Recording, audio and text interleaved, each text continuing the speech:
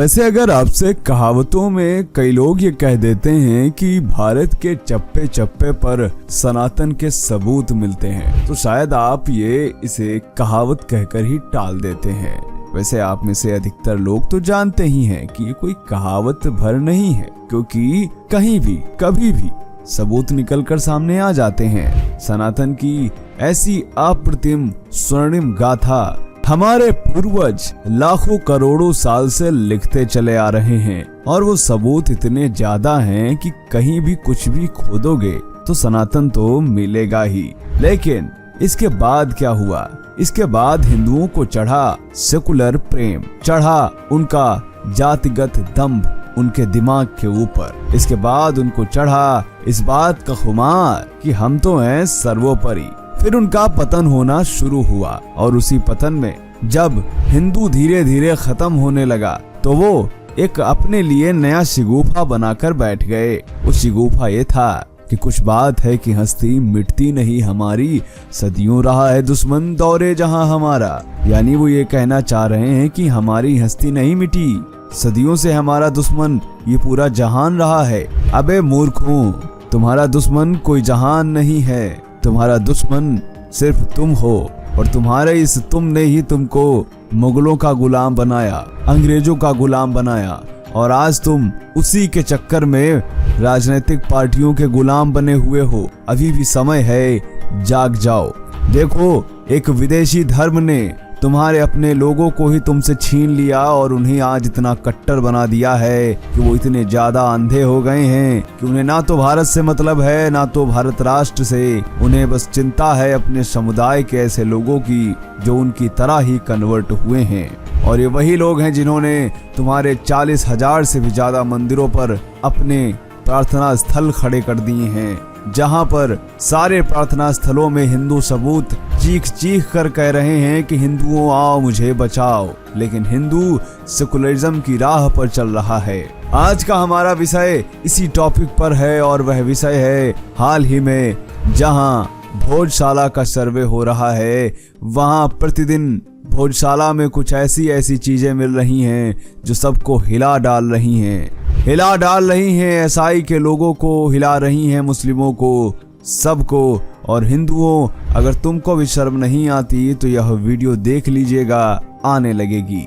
चलिए, स्वागत है आपका द साइंटिफिक हिंदू पर।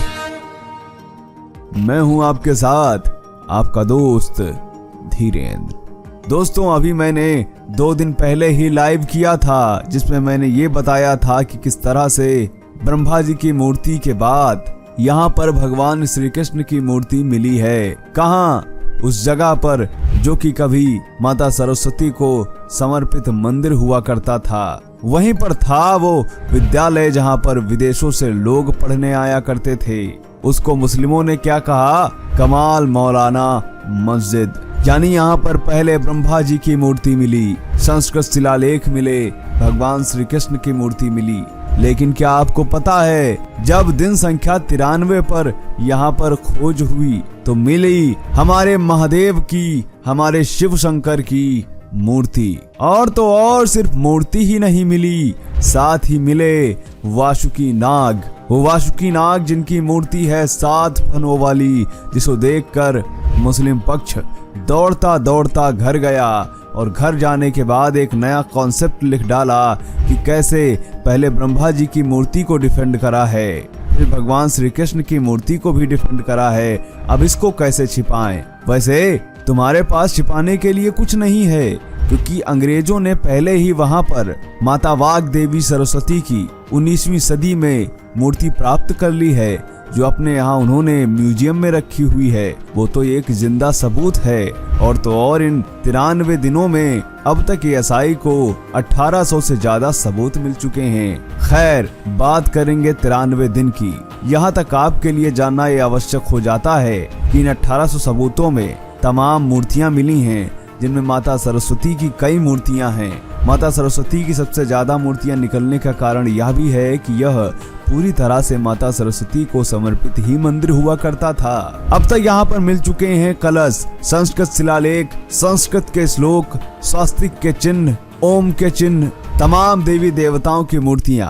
लेकिन अब क्या मिला है? अब मिला है भगवान शिव से संबंधित सबूतों का भंडार। 93 वाले दिन यहाँ पर मिला है 7 मुख वाले वासुकी नाग का स्कल्पचर। इसके अलावा जटाधारी शिव शंकर की मूर्ति, उसके सहित मिला है कलश और 9 पाषाण अवशेष मिले हैं। इसके अलावा भोजशाला मुक्त यज्ञ के संयोजक और इस मामले में मुख्य याचिकाकर्ता, जिनका नाम गोपाल शर्मा है, उन्होंने बताया कि यहाँ खुदाई के दौरान 6 अवशेष मोल्डिंग के टुकड़े भी मिले हैं। और तो और उन्होंने बताया कि यहाँ पर अब तक हनुमान जी की मूर्ति भी मिली है, भगवान श्री राम की मूर्ति मिली है, भगवान परशुराम की मूर्ति मिली है। और तो और यहाँ पर गर्भगृह के ठीक सामने एक स्तंभ पर हमारे भगवान श्री कृष्ण, परशुराम और भगवान शिव की आकृति मिली। यानी एक ही खम्भ पे ये सभी आकृतियां थी। यहाँ पर तो मुझे एक ही बात याद आती है, जो लाइन है गीतकार मनोज मुंतशिर की कि मस्जिद है या शिवाला, सच बता ही देंगे, पूछेगी जब अदालत, पत्थर गवाही देंगे। और अब हर पत्थर पर सनातन के अवशेष निकल रहे हैं। वहाँ जिसको मुस्लिम कहता है ये कमाल मौलाना मस्जिद है, जो कि असल में मस्जिद है ही नहीं। के मोहम्मद का कहना था कि धार स्थित भोजशाला के बारे में ये ऐतिहासिक तथ्य है कि ये सरस्वती मंदिर ही था, बाद में इसे मस्जिद बनाया गया। इसके अलावा अंग्रेजों ने भी तमाम सबूत दिए हैं। 1800 सबूत क्या मायने नहीं रखते हैं? लेकिन मायने नहीं रखेंगे क्योंकि ये भारत है, और भारत में तो ऐसा होता रहता है। क्योंकि भारत में अगर हिंदुओं को न्याय मिलने लगे तो फिर बात कहाँ हुई। भारत में कभी न्याय मिला है हिंदुओं को, जो अब मिलेगा। इस्लामी आक्रांताओं ने इस प्राचीन मंदिर को एक इस्लामी इबादत गाह में बदल दिया। इसके अलावा पूरे के पूरे मांडव को इस्लामी साम्राज्य में तब्दील कर दिया गया। तमाम जगहें जो पूरी तरह से सनातन धर्म को समर्पित थीं, उस पर लेबलिंग कर दी गई। लेबलिंग कर दी गई इस्लामी साहित्य की, लेबलिंग कर दी गई उस पर अरबी आयतों से, और एक और लेबल दिया गया, वो भी सरकार के द्वारा। वो लेबल ये था कि देखिए ये तो हिंदू और मुस्लिम एकता की मिसाल है। कैसे इसमें मूर्तियां भी दिख रही हैं और कुरान की आयतें भी लिखी हैं। ये इससे बड़ी मिसाल क्या होगी हमारे देश के लिए। और ये कहने वाले कौन लोग थे? ये कहने वाले वही लोग थे जो आज मुस्लिम आरक्षण की बात कर रहे हैं, धार्मिक तुष्टीकरण की बात कर रहे हैं। समय आने पर ये टोपी लगा कर घूमने लगते हैं और समय आने पर ये जनेऊ डाल कर घूमने लग जाते हैं। ये है इनकी सच्चाई, इनको पहचानो और अभी भी समय है। जाग जाओ हिंदुओं, अगर नहीं जागे तो वो समय दूर नहीं। जो तुम्हारे बचे खुचे भी मंदिर हैं उन पर भी इसी तरह अरबी में आयतें लिखी जाएंगी और बताया जाएगा आपके बच्चों को, आपके आने वाली पीढ़ियों को कि देखो ऐसा नहीं है कि इस पर इस्लामियों ने कब्जा करा है। ये कब्जा थोड़ी है, ये तो एकता की मिसाल है, ये गंगा जमुनी तहजीब की मिसाल है। तो अगर आप भी चाहते हैं कि ऐसी मिसाल आपके बच्चों, आपकी आने वाली पीढ़ियों को ना देखने को मिले, तो सुधर जाइए, जातिवाद के कोढ़ से बाहर आइए। जागिए। मिलते हैं अगले वीडियो में, तब तक अपना ख्याल रखिएगा। वंदे मातरम, जय हिंद, जय भारत। और हाँ, अगर ये वीडियो पसंद आया हो तो आप इसको शेयर करें। जय हिंद।